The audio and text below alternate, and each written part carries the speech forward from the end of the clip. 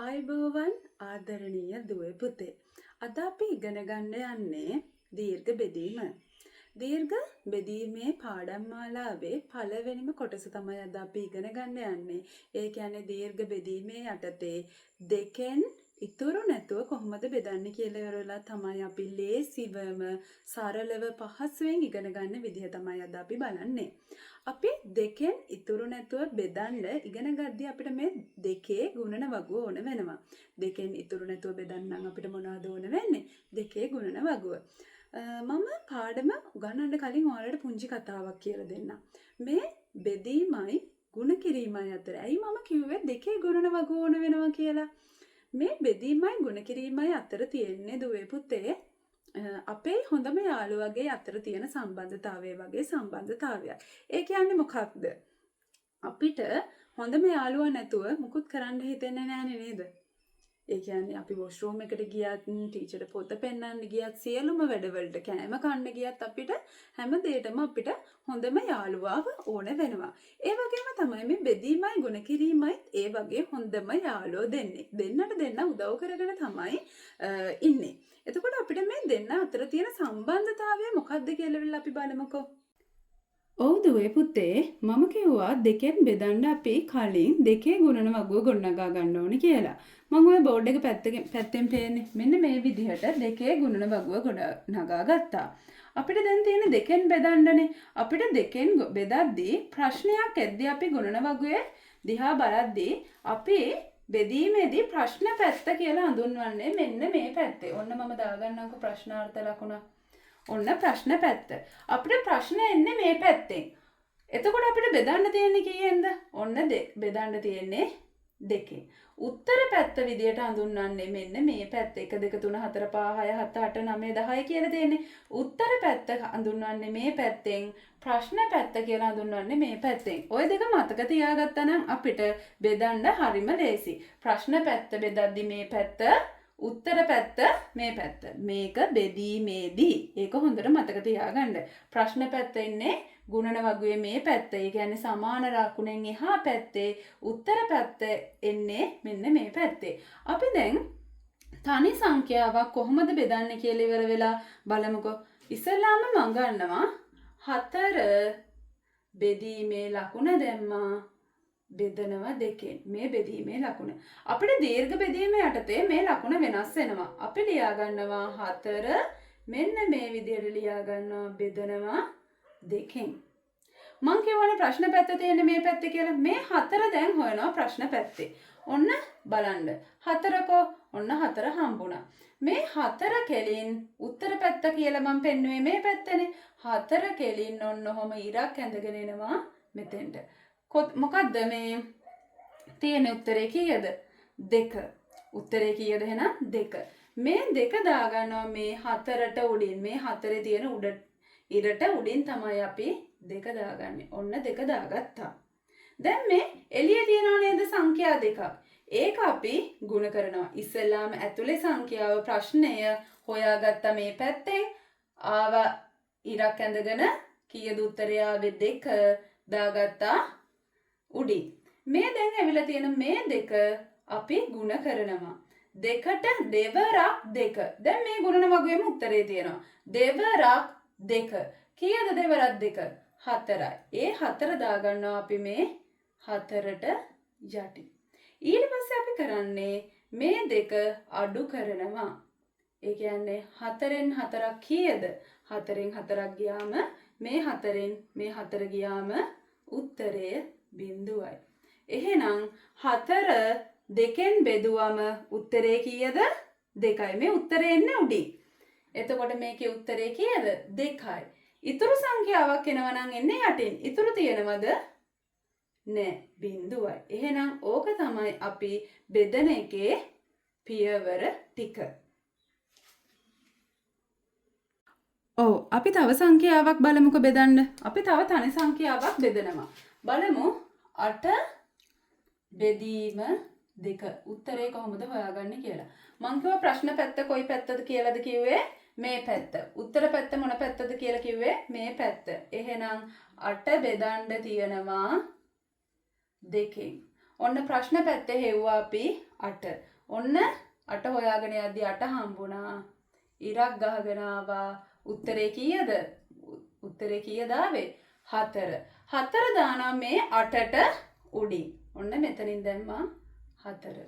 දැන් එළිය සංඛ්‍යා දෙකක් ඉන්නවා පේනවද? ඒක ಗುಣ කරනවා. මේකෙන් මේක ಗುಣ කරනවා. ඒකටත් අපිට ගුණන වගුවම පාවිච්චි කරන්න පුළුවන්. ඒකයි ගුණන වගුව එහා පැත්තෙන් ලියා ගන්න කිව්වේ. එතකොට අපිට සරලව බෙදන්නේ කොහොමද කියලා පහසුවෙන් මතක තියාගන්න පුළුවන්. දැන් එළියේ තියෙන දෙක සංඛ්‍යා දෙක ಗುಣ කරනවා. මම මේ ಗುಣ කිරීමේ ලකුණ දැම්මා. ಗುಣ කරනවා. 4 වරක් 2. 4 වරක් 2 කීයද? 8යි. ඒක අපි දාගන්නවා ඇතුළට. ඔන්න දාගත්තා. දැන් මොකද කරන්නේ? මේකෙන් මේක මේ සංඛ්‍යා දෙක අඩු කරනවා. 8න් 8ක් ගියාම කීයද? 0යි. එතකොට බෙදද්දී අපිට උත්තරේ එන්නේ උඩින්, ඉතුරු වෙන්නේ යටින්. උත්තරේ කීයද ළමයි එහෙනම්? කීයද? 4. එහෙනම් 8 බෙදුවම 2න් උත්තරේ 4යි. ඉතුරු තියනවද? නැහැ. ඉතුරු නැහැ. ඔන්න අපි දැන් ඉගෙන ගත්තේ තනි සංඛ්‍යාවක් එද්දි බෙදන්නේ කොහොමද කියලා. අපි දැන් බලමු ඉලක්කම් දෙකේ සංඛ්‍යාවක් ආවන් පස්සේ කොහොමද බෙදන්නේ කියලා.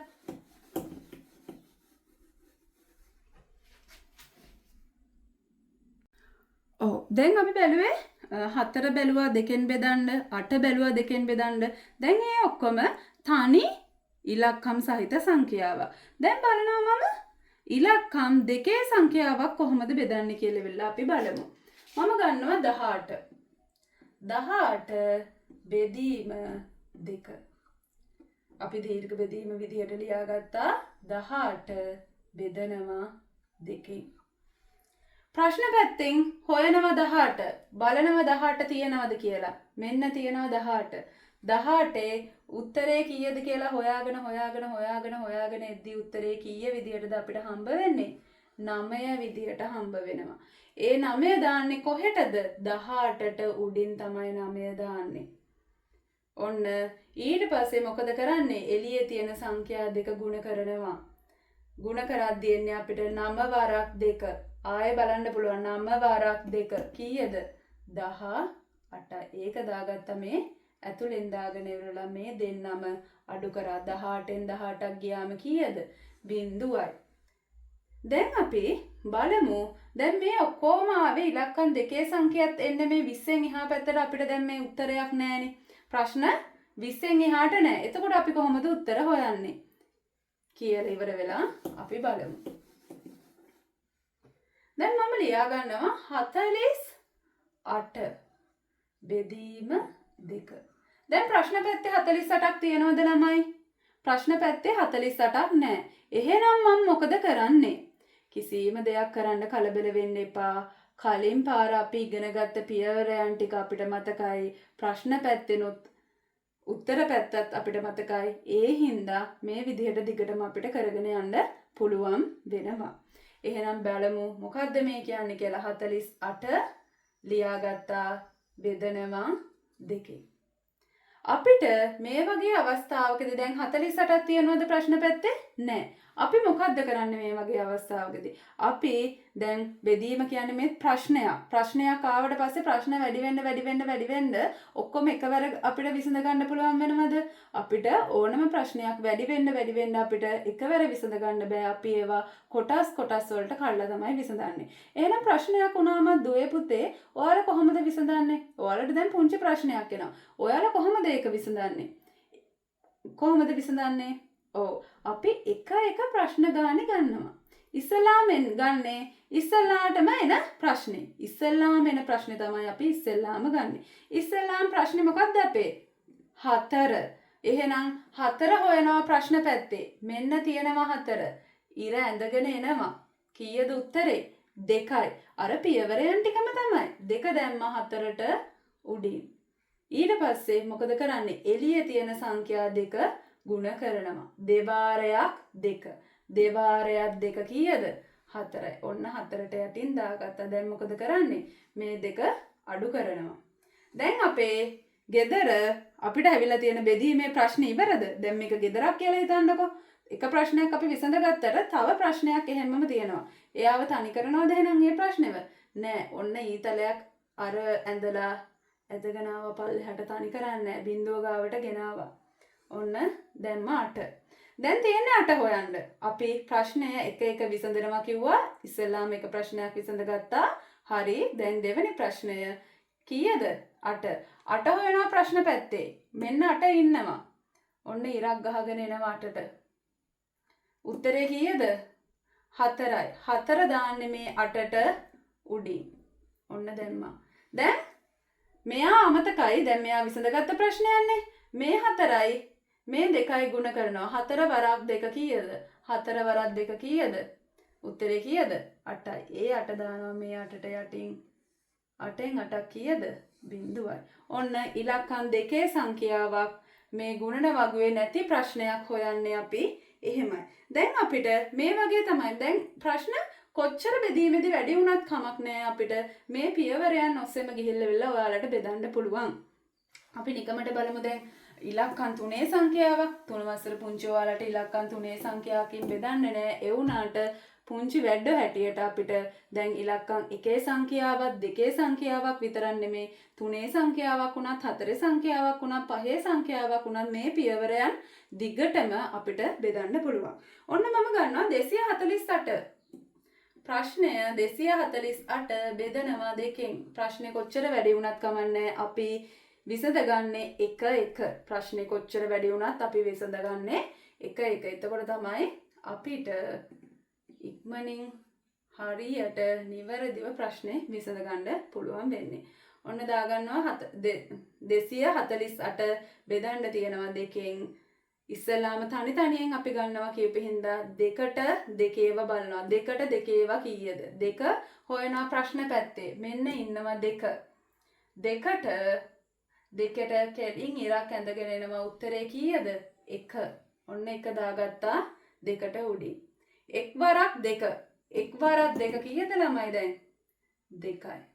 ඒක දාගත්තා දෙකට යටින්. දැන් මොකද කරන්නේ? දැන් අඩු කරනවා. දෙවරක් දෙකෙන් දෙකක් ගියාම කීයද? මේ දෙකෙන් දෙකක් ගියාම ඉතුරු කීයද? 0යි. ඔන්න ඒක දාගන්නවා අපි යටින්. දැන් ප්‍රශ්නේ ඉවරද? නැහැ. තව ප්‍රශ්නයක් තියෙනවා. ඒකත් අපි එකින් එක තමයි පල්ලෙහාට ගේන්නේ. ඔන්න 4 ගේනවා යටට. දෙකම ගේන්නේ නැහැ එකවර. ප්‍රශ්නයක් වුණත් විසඳගන්න එක. පළවෙනි ප්‍රශ්නේ විසඳගත්තා. දෙවෙනි ප්‍රශ්නේ 4 යටට ගෙනාවා ඊ තලයකින්. බිඳුව ගාවට ගෙනාවා. දැන් 4 හොයනවා ප්‍රශ්න පැත්තේ. මෙන්න කලින් හොයපු එකක්ම තමයි. 4 ප්‍රශ්නෙන් ඉරක් ගහගෙන එනවා කෙලින්ම. උත්තරේ කීයද? උත්තරේ 2යි. ඒක දාගන්නවා මේ 4ට උඩින්. දැන් මේක අමතක කරනවා. මේක අමතක කරලා මේ දැන් ආව උත්තරේ මේකයි තමයි ගුණ කරන්නේ. දෙවරක් 2. දෙවරක් 2 කීයද? 4යි. 4න් 4ක් අඩු වුණාම කීයද? 0යි. දැන් ඉතුරුයි තව ප්‍රශ්නයක්. කීයද? 8. 8 ගේනවා කෙලින්ම ඇදගෙන එනවා මේ පල්ලෙහාට. බිඳුව ගාවට තමයි 8 ගේන්නේ. 8 බෙදනවා දෙකෙන්. ප්‍රශ්න පැත්තේ හෙව්වා 8. මෙන්න තියෙනවා 8. 8 කෙලින් ඉරක් ගහගෙන ආවා. කීයද? උත්තරේ 4යි. 4 දාගන්නවා මේ 8ට උඩින්. දැන් මේ දෙන්නම අමතක කරා. මේ එළියේ ඉන්න දෙන්න ගුණ කරනවා. 4 වරක් 2. 4 වරක් 2 කීයද? 4 වරක් 2 8යි. 8 දාග ඒ ආව උත්තරේ දාගන්නවා මෙතනින්. දැන් මොකද කරන්නේ? මේකෙන් මේක අඩු කරනවා 0යි.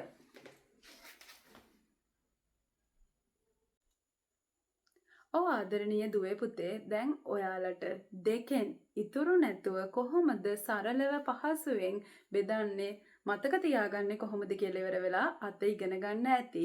මේ දෙකෙන් බෙදන්න විතරක් නෙමෙයි 3 බෙදන්නත් 4ෙන් බෙදන්නත් 5ෙන් බෙදන්නත් ඕනෑම සංඛ්‍යාවකින් බෙදන්න. එම සංඛ්‍යාවට අදාළ ගුණන වගුව ගොඩනගා ගත්තනම් අපිට බෙදන්න හරිම ලේසි, සරලයි, පහසුයි. මං කියවනේ ගුණ කිරීමයි බෙදීමයි අතර තියෙන හොඳම යාළුවන්ගේ අතර තියෙන සම්බන්ධතාවයක් වගේ සම්බන්ධතාවයක් දෙන්නට දෙන්න දෙපැත්තේදී උදව් කරගන්නවා. එතකොට අපි බෙදද්දී ප්‍රශ්න පැත්ත මොකද්ද උත්තර පැත්ත මොකද්ද කියලා මතක තියාගත්තනම් බෙදීම හරිම ලේසි. එහෙනම් දිගින් දිගටම අපේ ඉතුරු දීර්ඝ බෙදීමේ ඉතුරු පාඩම් සමග රැඳී සිටින්න කියලා මම ආරාධනා කරනවා. එහෙනම් හැමෝටම ආයුබෝවන්.